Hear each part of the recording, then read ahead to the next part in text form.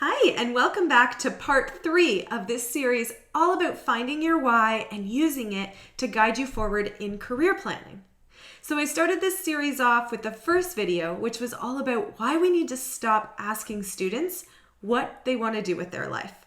Those kinds of questions of what do you want to do with your life? What kind of job do you want to have? What do you want to get into?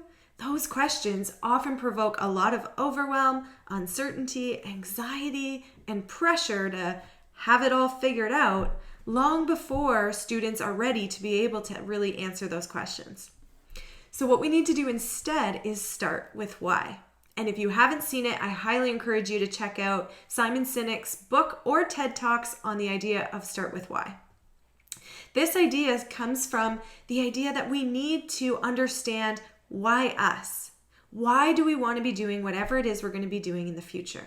And the same thing applies to students who are figuring out their careers, deciding on the direction for their future, and the education that they want to have. So in the second video, I then talked about how to actually figure out what your why is and the process to go through to get clear on your why, your kids' why, and how to help them navigate that moving forward. Now, for part 3, we're talking about growing your who you are, into your why. Now, this concept comes from a brilliant friend and colleague of mine, Kelly Oswin, who introduced us to this idea of the who versus the why. It looks something like this. When students get clear on their why, and this goes for anybody, when we really dig deep and we think about our purpose and where we get fulfillment from and what motivates us and how we want to create a meaningful contribution in the world, we often get to a big why. That for a lot of people is a dream, it's a vision that is really personally meaningful to them. And then what happens when we start putting the plan into place for getting to that why, for living that why and bringing it to life, then we start to take a look at who we are and question, is our why too big? Or is our who too small? And it sounds something like this. We often refer to it as imposter syndrome, where we start to question who we think we are to do something that big. Who do I think I am to be able to accomplish that big dream and that big goal?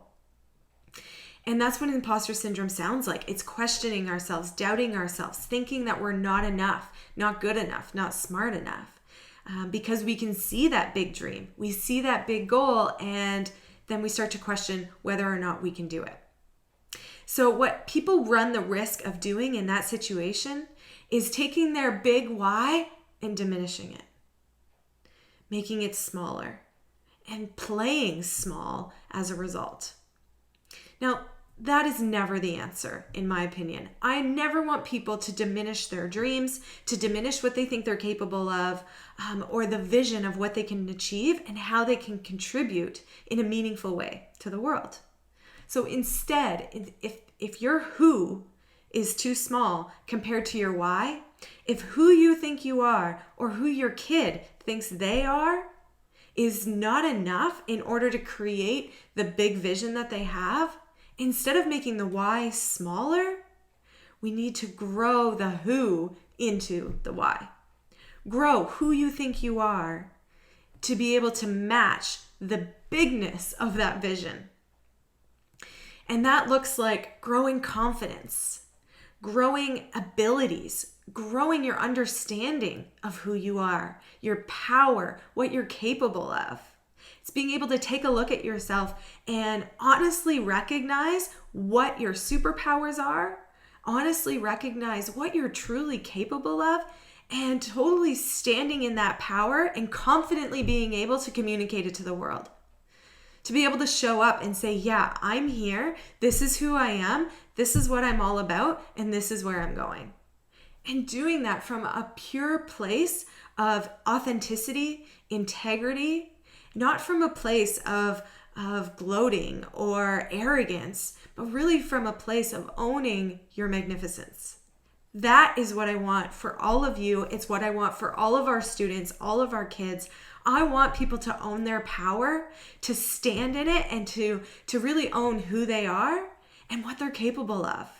And I think that is the key to changing our world, to living in an empowered world where people are really bringing their powers out, to contributing and to showing us what they're capable of. And by doing so, they're bringing so many other people along with them, because you then become a mentor for others who then say, yeah, okay, I can do that too. And that's how we change the world, and we really change the society that we live in to become so much more empowered.